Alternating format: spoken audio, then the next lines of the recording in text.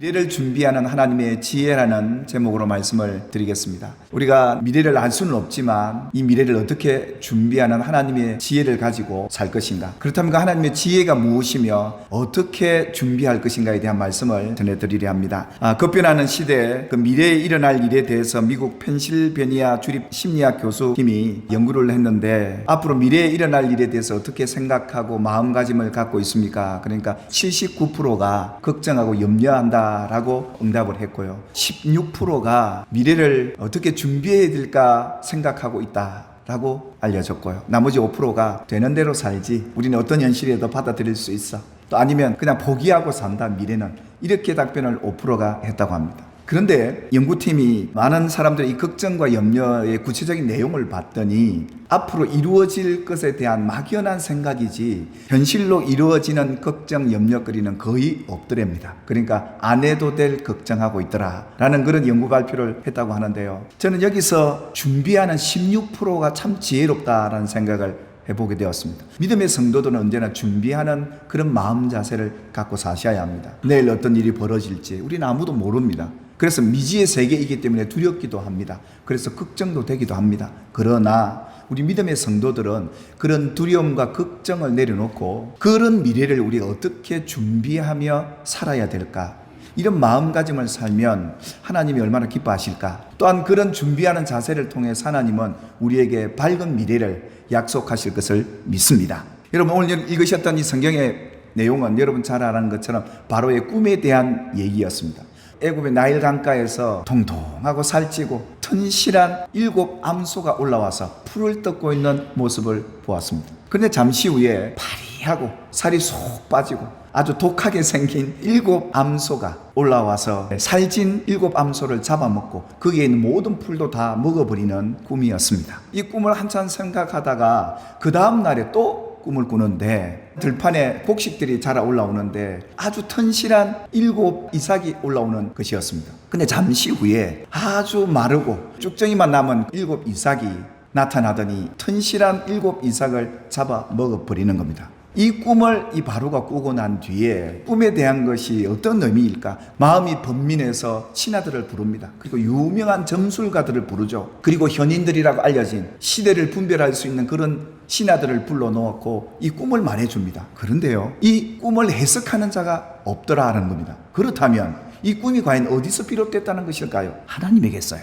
미래에 앞으로 이루어지를 아는 분은 하나님밖에 안 계시고, 또 이것도 알려주실 분도 하나님밖에 안 계시기에 세상에 어떤 이도 미래에 대해서는 확실히 알 수 없다라는 것을 성경의 기사를 통해서 우리는 분명히 알 수 있는 것이죠. 이 꿈에 대해서 애굽의 어떤 이들도 해석을 하지를 못하는데, 여러분 잘 아는 이 성경에 꿈과 연결된 요셉이라는 인물 말입니다. 어릴 때 꿈을 꾸는데 꿈이 너무도 희한해가지고 하나님이 나를 이렇게 존귀하게 훌륭하게 만들어 주신다는 이 믿음을 갖고 부모님에게, 형제들에게 말했다가 형제들에게 미움을 받고 죽을 뻔했지 않습니까? 그리고 저 타국에 종으로 팔려가가지고 그것도 억울하게 옥에도 들어가고요. 결국은 하나님께서 하나님의 지혜를 가진 자만이 이 꿈을 풀 수 있고 해석할 수 있다는 것을 하나님이 이 역사 속에 나타내셨는데, 이제 이 꿈이 요셉에게 이루어질 마지막 단계였던 것 같습니다. 그래서 그 감옥에 있는 요셉을 불러 올려서 바로의 꿈에 대한 해석을 하게 되는데요, 이 요셉이 이렇게 얘기하죠. 이 일은 하나님이 하실 일을 바로 당신에게 보여주신 겁니다. 또 재차 28절에 얘기하죠. 하나님이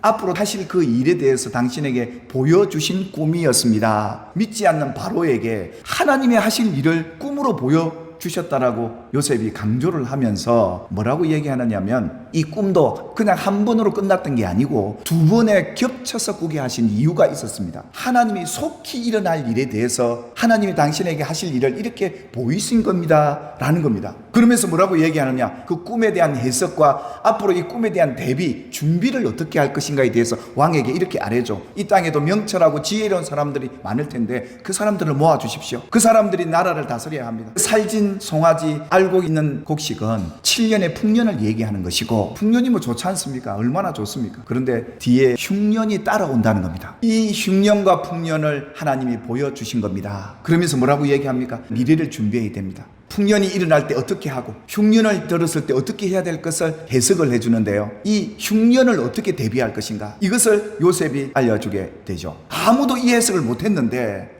이 해석을 해준 겁니다. 그러므로 인해서 이 애굽이란 나라가 흉년 때 뭘 했느냐면 그 양식을 절반을 딱 잘라서 창고에 모아서 쌓아두고 저장을 해둔 겁니다. 흉년이 될 때 모든 세상은 다 가뭄이 들고 사람이 다 못 먹어서 죽어가는데 애굽은 양식이 많으니까 이걸 가지고 장사를 해서 더 부강한 나라, 힘 있는 나라가 되었던 것이죠. 그래서 요셉이 이 애굽의 총리로서 그렇게 장기 집권을 할 수 있었던 이유도 거기 있었던 것이고요. 이거는 구체적인 적용 부분이지만 뭘 얘기하고 싶으냐, 이 시대에 하나님의 때를 분별할 수 있는 지혜를 갖는 것이 필요하다는 겁니다. 흉년 때를 대비해서 여러분들이 어떻게 이걸 준비해야 될까? 흉년 때 이런 지혜를 갖게 되기를 바라고, 우리가 이 세상을 살아가는 힘은 하나님의 말씀이죠. 하나님의 계시라고 그러죠. 그런데 이 말씀을 아는데 깨달음이 없고 이 말씀을 분별하지 못하면 미래를 준비를 할 수 있을까요? 못하는 거죠. 깨닫는 하나님의 지혜가 필요한 것이죠. 요셉처럼. 그래서 하나님 오늘 우리에게 뭘 요구하실까요? 하나님의 말씀을 가지라. 하나님의 말씀을 갖고, 여러분이 깨달은 이 하나님의 계시의 말씀을 갖고 있으면 그때그때 흉년이 찾아올 때도, 풍년이 찾아올 때도 망하지 않고 흥하는 여러분들이 되시기를 주님의 이름으로 축원합니다. 여러분, 또 두 번째 여러분들에게 소개할 하나님의 지혜에 대해서 좀 알고 싶은데요, 예수님이 그 지혜의 말씀을 이렇게 비유로 말씀하셨는데요, 어떤 집에 청지기가 있는데 주인의 소유를 가지고 자꾸 낭비를 하는 겁니다. 이 소식이 주인에게 들리죠. 그래서 주인이 불러다가 보니까 이 낭비를 많이 한 겁니다. 그래서 이 청지기를 어떻게 해요? 자른 겁니다. 그때 어떻게 할까요? 그냥 주저앉아서 빌어먹을까요? 오늘 이 청지기가 참 지혜롭습니다.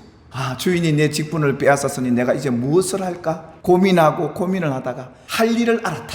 그 일이 뭐였냐 하면 이 주인에게 빚진 사람들을 다 불러 모읍니다. 이 빚진 자들에게 너 빚 얼마 졌냐? 주인에게 100 졌습니다. 그럼 50이라고 써라. 이 계약서를 바꿔준 겁니다. 단감해 준 것도 빚을. 여러분, 이 청지기의 행동이 어떻습니까? 참 불의하지 않습니까? 예수님이 왜 지금 이 비유를 하고 있느냐 하면 이 청지기 가만히 보십시오. 직장도 잘려서 앞으로 먹고 살 방도가 없는데 이렇게 고민을 하다가 할 일을 찾은 거죠. 이 비유의 말씀의 핵심은 이 청지기의 불의한 행동에 있는 것이 아니라 이 청지기가 일을 지혜롭게 하였다고 칭찬을 받았다 이겁니다. 앞에 15장부터 예수님이 말씀하셨던 비유의 말씀과 이어진 말씀인데 어떤 말씀이었느냐, 이런 양 비유에 이런 아들 얘기며 이런 얘기입니다. 그 말은 무슨 말입니까? 하나님 아버지께서는 잃어버린 자를 용서하고 사랑하신다 이겁니다. 이 청지기는 직장이 잘려서 앞으로 미래가 보이지 않고 캄캄한데 탕감을 해준다는 것은 선을 베풀어 주고 있다 이겁니다. 우리의 인생의 미래는 실제적으로 우리가 사는 것은 우리가 얼마나 이 땅에서 선한 일을 베푸느냐에 대한 열매거든요. 이 일에 대해서 주인이 칭찬을 했던 겁니다. 이 세대의 아들들이 자기 시대에는 빛의 아들들보다 더 지혜롭더라 라고 예수님이 결론을 지어서요. 이게 무슨 말이냐면 하나님의 자녀들보다 이 세대에 믿지 않는 이 청지기같이 불의한 사람들이 더 의리가 있고 선을 행하더라 이겁니다. 그래서 자기의 미래를 준비하더라 라는 이 지혜로움을 이 주인이 칭찬을 하는데, 도리어 빛의 세대의 아들들, 하나님의 자녀들, 이스라엘 백성들은 이 지혜가 없더라 이겁니다. 결국은 이 지혜로운 청지기는 자신의 미래를 두고 나의 이 선함으로 인해서 앞으로 우리의 미래에 힘겹고 어려울 때 그것이 우리에게 보상으로 달아올 것을 아는 지혜. 그래서 예수님이 그러지 않습니까? 네가 남을 용서해야 나도 너를 용서하리라 그러지 않습니까? 네가 그것을 심은 그대로 받게 될 것인데, 이것이 정말 베푸는 것이고 선을 행하는 것인데 왜 너희는 이 세상 사람들보다 못하냐? 이런 책망의 메시지였습니다. 결국 우리의 미래는 우리가 용서할 수 없는, 내가 베풀지 않아도 될 대상들에게 하나님의 선을 베푸는 이 지혜가 이 청지기의 비유 속에서 예수님이 우리에게 바라시는 것이더라 이겁니다. 우리가 지혜를 배움에 있어서 한 가지 더 나누고자 합니다. 우리의 미래가 때로는 절망적인 상황일 때가 있습니다. 이런 절망적인 상황에서 소원을 이룬 한 여인을 여러분에게 소개해 드리겠습니다. 그 여인은 가나안 이방인 여자였습니다. 이 여인이 딸을 낳았는데 이 딸이 귀신이 흉악히 들린 겁니다. 그런데 예수님이 병 고쳐주신단다라는 소문을 듣고 이 여인이 예수님에게 찾아가서 예수님 나를 불쌍히 여겨주시고 내 딸이 이렇게 병들었나이다. 그런데요, 예수님이 대답도 안 하십니다. 그게 끝이 아닙니다. 제자들까지 가세를 합니다. 그러면서 예수님이 뭐라고 또 얘기하시냐면, 나는 이스라엘 집에 잃어버린 양 외에는 다른 데로 보내심을 받지 않았다, 안 가겠다 이 말이 아니겠습니까? 거기에 여자가 포기를 했던 게 아니었습니다. 예수님은 마지막 때를 살아가는 우리들에게 포기하지 않는 주님에 대한 믿음을 갖기를 원하십니다. 그 시험이었던 거예요. 이 여인은 주님에게 이렇게 아뢰죠. 주님 저를 도우소서. 그러면서 뭐라고 얘기하는지 아십니까? 저는 이방인입니다. 예수님은 이스라엘 사람들을 위해 오셨죠. 이방인들은 이스라엘 사람들이 먹다 남은 찌꺼기라도 먹습니다. 그런 마음이에요. 그 음식, 그 은혜 부스러기라도 좋습니다. 그거라도 좀 내려주셔서 내 딸 불쌍히 여기시고 도와달라고. 주인의 상에서 떨어지는 그 부스러기라도 좋습니다. 여자여 내 믿음이 크도다. 내 소원대로 되라. 이 어머니와 이 귀신 들린 딸의 미래는 어땠을까요? 그 귀신에서 떠나고 얼마나 행복하게 살았겠습니까? 이런 절망적인 상황에서도 예수님은 우리에게 뭘 원하시느냐? 포기하지 않는 주님에 대한 믿음을 가지면 내 미래는 밝을 것이다.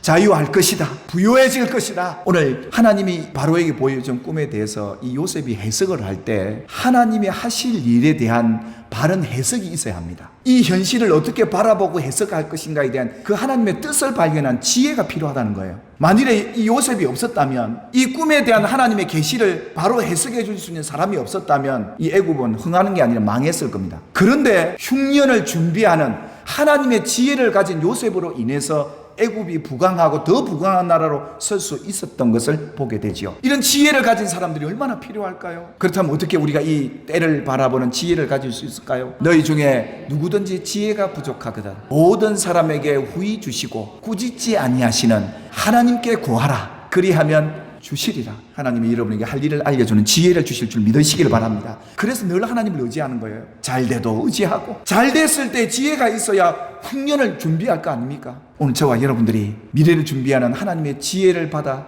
누리되 후히 주시는 하나님의 지혜를 받아서 여러분의 삶의 미래가 더 아름답고 풍성하고 복되게 되기를 주님의 이름으로 축복합니다.